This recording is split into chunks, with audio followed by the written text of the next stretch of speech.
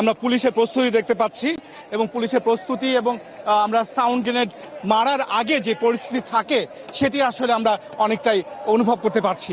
কিন্তু পুলিশ অর্থাৎ অ্যাকশনে যাওয়ার যে প্রস্তুতি তারা নিচ্ছে এবং একই সঙ্গে অপর প্রান্তে পে স্কেল যারা চাইছে সেই সরকারি কর্মকর্তা কর্মচারী যারা সকাল থেকে দফায় দফায় আহত হয়েছে সাউন্ড গ্রেনেডের হামলায় বা টিয়ারশেলের আঘাতে, তাদের আসলে আমরা দেখতে পাচ্ছি অন্যদিকে অপরদিকে অবস্থান হচ্ছে এবং এই মুখোমুখি অবস্থানে রয়েছে এই মুহূর্তে।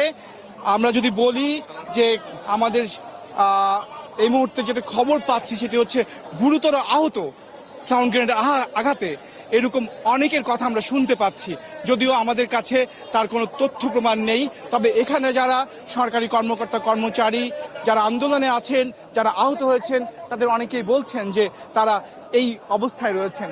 এবং আমরা একই সঙ্গে যদি বলি এখানে পুলিশের যেমন অবস্থান আছে এবং সাধারণ মানুষ এখানে অবস্থান আছেন, আপনি ঠিক কি দেখেছেন এই সকাল থেকে এখন পর্যন্ত?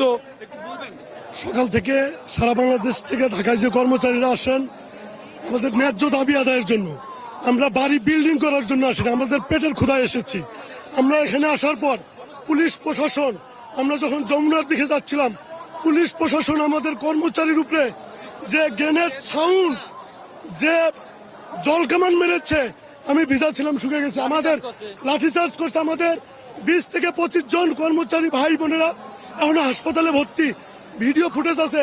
পুলিশ, আমরা যে আন্দোলন নিয়ে এসেছি এটা সমস্ত সরকারি কর্মচারীর পক্ষে, অথচ পুলিশ আমাদের সাথে যেটা করছে সেটা স্বৈরাচারী ফ্যাসিস্ট আমলে যা করছে এখনো পুলিশ সেটাই করছে। আমাদের অনেক ভাইয়েরা তাদের ছোট ছোট বাচ্চাদের নিয়ে, ছেলে মেয়েদের নিয়ে এখানে উপস্থিত হয়েছে সকাল থেকে।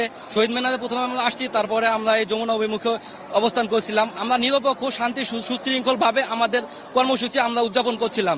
তারই মধ্যে আমাদের ছোট ছোট বাচ্চা ছিল আমাদের সাথে, আমাদের অনেকের স্ত্রী ছিল, অনেকের বাবা ছিল, মা ছিল বৃদ্ধ, তাদের সহকারে আমাদের লাঠিচার্জ করে আমাদের আহত করা হয়েছে।